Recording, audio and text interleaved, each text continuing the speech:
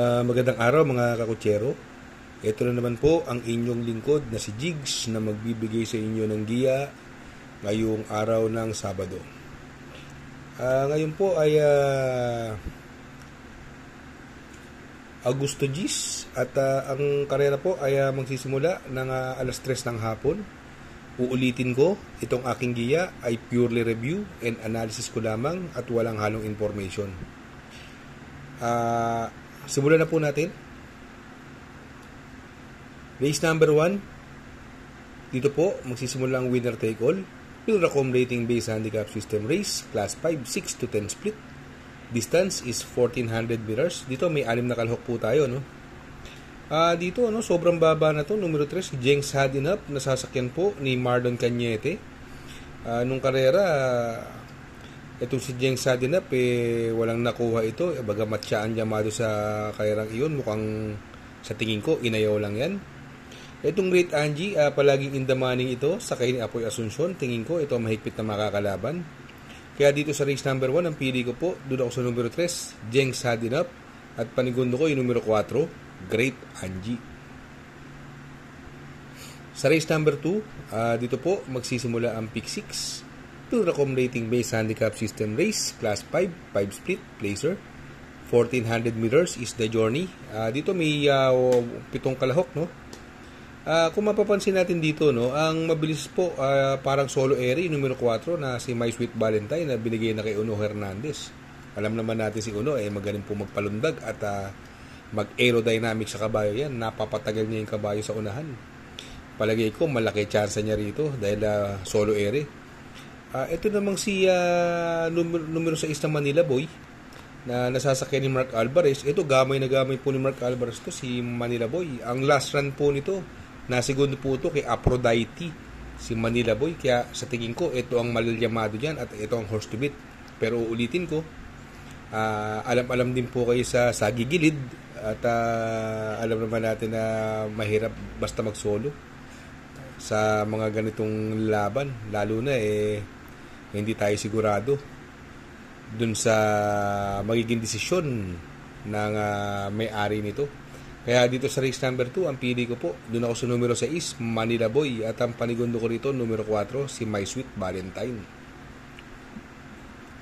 Sa race number 3, dito po, magsisimula ang pick 5. Pilracom rating based handicap system race. Class 4, 22 to 27.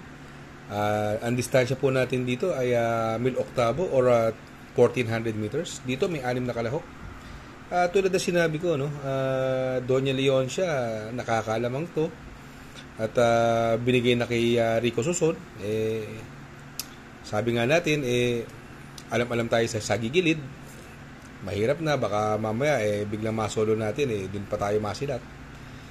Pero kung nakakasiguro kayong nakabalitan labas, sa tingin ko lamang na lamang po yan. Numero 2, Doña Leon siya. Ang pwedeng makalaban niya rito, pwedeng bigyan ng upset yung numero 1 Doña Chichay, no? Ito si Doña Chichay, ang ganda ng numero 1, at sa tingin ko siya mauuna sa laban na to. Kung makabuo ng ere, may paglalagyan sila dito kay Doña Chichay. Although may konting tulin yung Ruby Bell na sakay niya Uno Hernandez, pwedeng bumuliglig sa kanya, at yung numero 6 sa Charm Campaign. Ito sasama ko rito, no, pwedeng makadihado to yung numero 4 si Agaron na binigay na kay Jan Alvin. Ito si Agaron, giant killer po ito. Si Agaron, kung naaalala nyo, yan po yung tumalo sa mega outstanding favorite na si High Roller. Kaya dito sa race number 3, siguro magtatatlo ako rito. Pero kung may balita kayo, pwede suluhin niya numero 2. Pero ako, magtatatlo po ako. Doon ako sa numero 2, Doña Leon siya. Panigundo, numero 1, Doña Chichay. At isasama ko, pwedeng maka-upset na dihado, numero 4, Agaron. Sa race number 4, dito po, magsisimula ang pick 4. Pilracom rating based handicap system race. Class 5, 6 to 10 split. Distance is 1400 meters. May 6 na kalahok. Dito sa karerang ito, no, dito ang may mga magbibilis po tayo, yung Everyday Black, pero lately sinusunod na lang po yan at gamay na gamay po yan ni Ayi Tansyoko. Medyo pas muna ako dito kay Dugong Bughaw. Medyo mukhang bugbog na sa laban ito Kaya nakakadalawang llamado na, parehas talo. Yung Chef Cut, may chamba po yan. Binigay na kay Kelvin Abobo. Humble Strike, hindi masyadong tinakbo last run. Magandang tinakbo last run nito si Humble Strike kasi sasakyan naman ni Isaac Aguila. Ito pwedeng mauna rito yung numero 5 Little Annie. Nasakay naman po ni RM De Los Santos. Yung Noble Promise yan, ang baba po sa laban. Although hindi rin masyadong maganda yung mga pinapakita, pero nung huling laban ito, na tercero ito, Noble Promise. Pero ako, pili ko po rito. Doon ako sa numero 1 Everyday Black. Kung malakas sa loob, pwede suluhin. Kung magpuproteksyon, numero 6, Noble Promise. Sa race number 5, Pilracom Rating Base Handicap System Race, Class 4, 16 to 21 split. Distance is 1,400 meters. Dito, may 8 kalahok dito. No? Dito, tingin ko may mga panalo. No? Yung numero 1 Hombre, Grand Jackpot. At yung numero 7 High Society. Tingin ko, hindi nalulusot sa kanilang tatlo to. Pero uulitin ko, alamin na uli ang balita dyan sa kabayong numero 1. Kung sa tingin nyo may maayos kayong info, pwedeng suluhin yan. Pero ako, magtatatlo uli ako rito. Doon ako sa numero 1 Hombre. Parigundo ko yung numero 7, si High Society. At isasama ko, Pandeado, numero 2, si Grand Jackpot. Sa race number 6, penultimate race, Pilracom Rating Base Handicap System Race, Class 5, 11 to 15 split. Distance is 1,400 meters. Dito may siyam na kalahok, no? But 18 numbers. May coupled entry po tayo, yung numero 4 Caraga Wonder, coupled with Nosenyong Yana.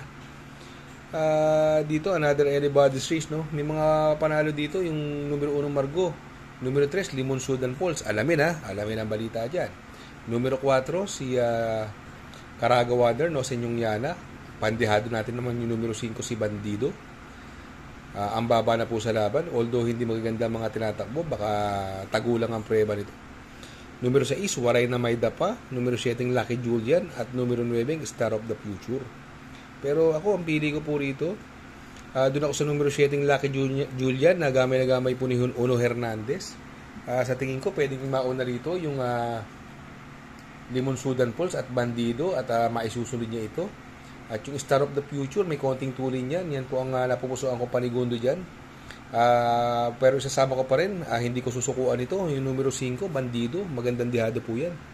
Kaya dito sa race number 6, ang pili ko po dyan, numero 7, Lucky Julian. Panigundo ko, numero 9, Star of the Future. At pandihado ko dyan, numero 5, si Bandido. Sa race number 7, sa last and final race, Pilracom Rating Base Handicap System Race, Class 5, 6 to 10 split.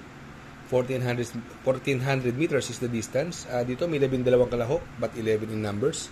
May coupled entry tayo, no? Yung numero 1 Instant Message, coupled with Douglas Fear. Dito, possible scenario dito, pwedeng mauna po rito, yung numero 6 na Bright Mind. Kung mapapansin natin, wala akong nakikita ibang matulin dito bukod sa kanya.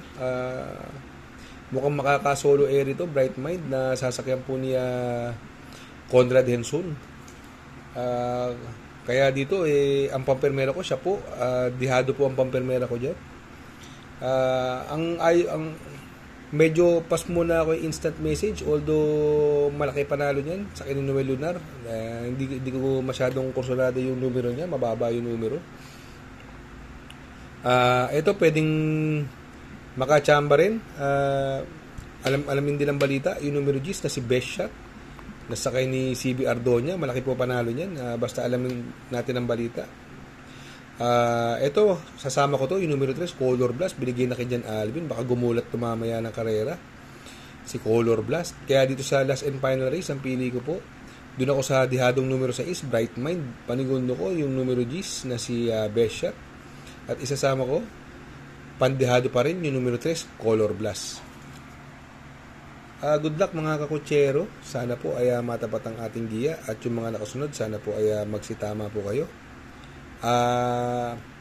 Nagpapagreetings po sa atin. Shout out kay paring SDR Didon, aka Marlboro Green ng Pandacan, Manila. Paring SDR Didon, magandang araw sa iyo. At kay Sir Ross Cabinta ng Batang Valencia, Sampaloc, Manila. Mabuhay po kayo, Sir Ross Cabinta. ng Batang Valencia, Sampaloc, Manila. Hanggang dito na lang po at makikisuyo lang ulit na please like, share, subscribe, and hit the notification bell para update kayo sa aking mga giya. Good luck po and happy racing!